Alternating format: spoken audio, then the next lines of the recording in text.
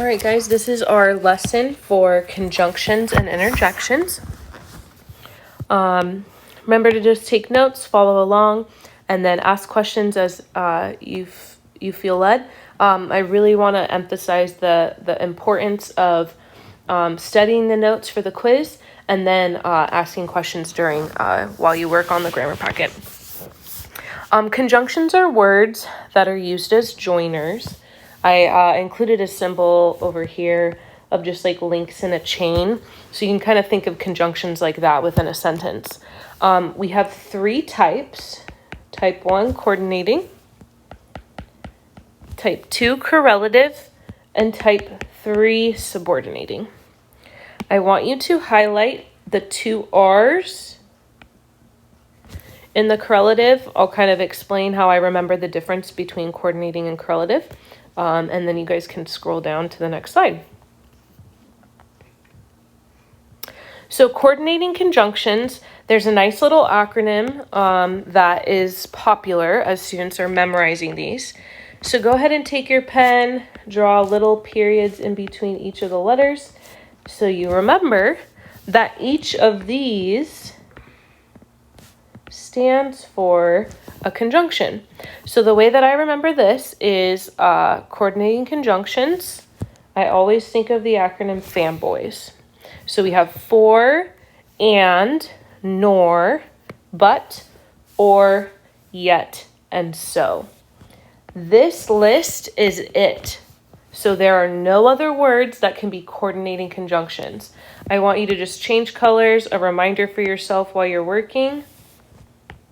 Check the list. This will be on your homework packet. It's also in the notes. If it's not on this list, it's not a coordinating conjunction. Just to clarify, coordinating conjunctions go in between, don't know why that's not working, items joined.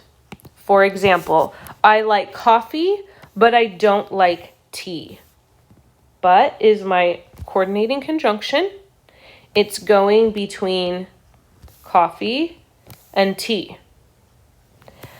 In this specific example, it shows one or the other.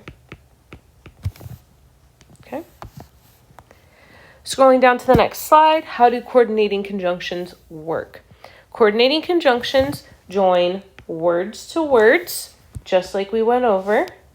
Coffee, tea, milk, and cookies. Note, this is the conjunction. This is the conjunction, and this is the conjunction. When we get to the second kind, we have phrases to phrases. So this is where grammar really builds on itself, and this is where understanding prepositional phrases is going to come into play. We have gold as our subject. We have is hidden as our verb phrase. Our prepositional phrases, are in the sand or by the lake. Or the conjunction is joining these two prepositional phrases.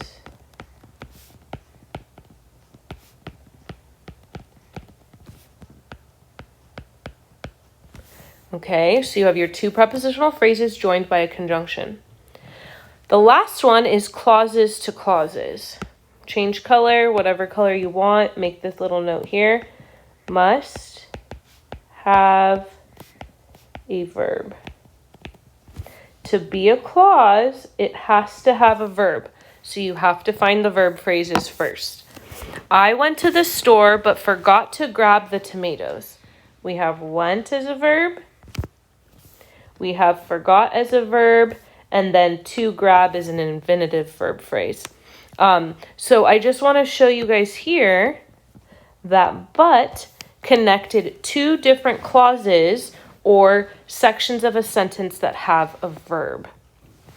Just to clarify, and this is moving ahead towards a preview of what we'll do next, this is an independent clause. which means it can stand alone as its own sentence. I spelled that wrong. Sorry, guys. Independent clause. And they can stand alone. Whereas this second clause is a dependent clause, which means it cannot stand alone. And by stand alone, I simply mean as its own sentence. Okay? So when you're checking for the fanboys, you have to check these three things. Is it connecting words, phrases, or clauses? When using a coordinating conjunction and it joins two independent clauses, everybody highlight that. Right above it, can stand alone. It creates a compound sentence. And for people who are always wondering when you use a comma, you have to use a comma before the coordinating conjunction to remind yourself, right? Fanboys over on the side, so you remember that this slide is applying to the coordinating conjunctions. Let's look at the sample. Jack and Oliver, we have a compound subject, ate, verb, all the watermelon. We have a noun and some adjectives. Notice the comma, notice our conjunction. So their mom, we have a pronoun and another noun, had to buy more. We have a verb phrase on each side. So remember, in order for this comma to apply, it has to have, I'm going to circle it in red, two independent clauses. This can stand alone, and this can stand alone. Okay, I realize I made a little mistake on my bracket up here. So go back up here and draw the bracket right here. Okay, awesome. This is the second type.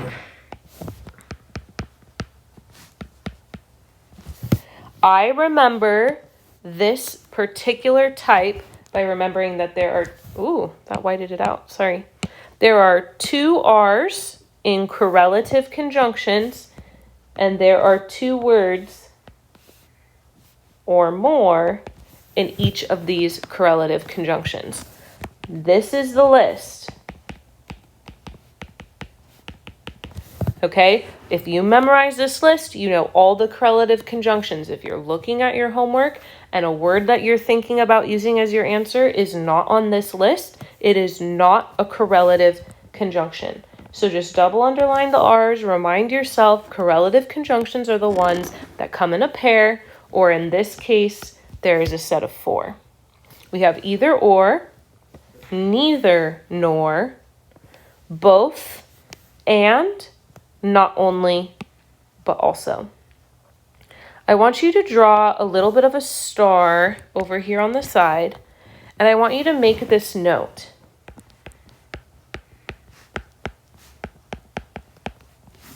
Correlative conjunctions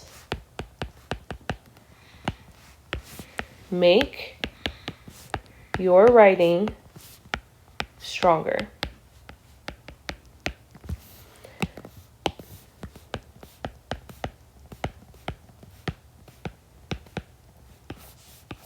Okay, as we head into a eventual writing project after reading our novels, this is so important. These really help build stronger sentence structure, show comparison and contrast, show opposites. And so I want you to remember this, and you can come back to these notes when you're writing later and use these as a good standard for yourself to include a couple of those. Here are some examples. Clara wants not only money, but also fame. Notice that it's showing she wants this, and this also is including this other item. And in the second sample, we have, I am fine with either cake or cupcakes for my birthday. We have either or, and this is suggesting an option.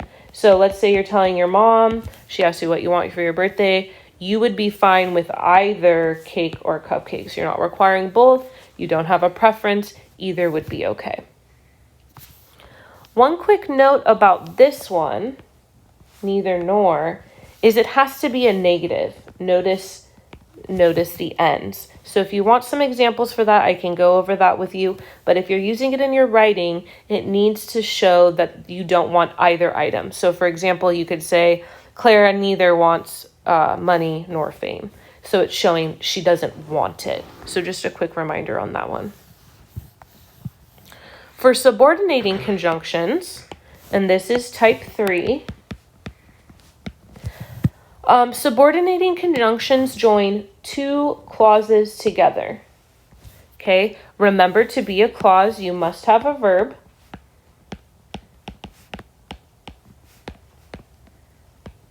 But there are two kinds. There's independent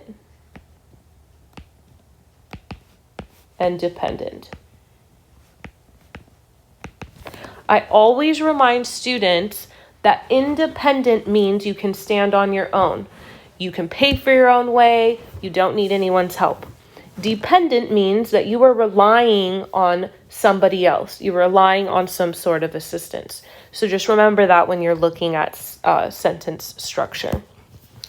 For example, we have it is raining, and then the sentence, we have an umbrella. Note over here, both are independent because they can stand by themselves. If I would like to combine the two thoughts to make my writing a little bit more concise, I could add in a subordinating conjunction that says, because it is raining, we have an umbrella. Notice the comma here. Notice your verb phrase on this side and your verb phrase on this side. If you scroll down, this is the toughest one because there are so many, okay? I want you to note some of these words are also prepositions, okay? So you have to be able to check and see the difference between subordinating conjunctions and prepositions. So make a little note down here, review rules for, goodness, can't spell today, prepositions. Because certain words can be different parts of speech. So you have to pay attention. When I say that grammar builds on itself, it really picks up in semester 2. Okay, so we just want to make sure that we're understanding the way it all builds on each other. Just a reminder, subordinating conjunctions can be at the beginning of a sentence. And we're just going to break this part down here. So when a dependent clause comes first, you have to insert a comma. So remember that dependent means cannot stand alone. For example, because it is raining is an don't want to block the comma, is an incomplete thought. If you look on the right side, we have an umbrella. This is an independent clause because it can stand alone. Remember, for the sake of the length of the video, I'm just going to move forward, but spend as much time either rewinding or replaying this as necessary. We have our subject, we have our verb, and we have an object. Okay? Over here, this is our verb phrase. When an independent clause is placed at the start of a sentence, notice that there is no comma. So if we switch it around, This is my dependent clause. And this is my independent. It can stand alone. Notice there's no comma, whereas up here, there is a comma. And this takes us to our last slide. This is a different part of speech.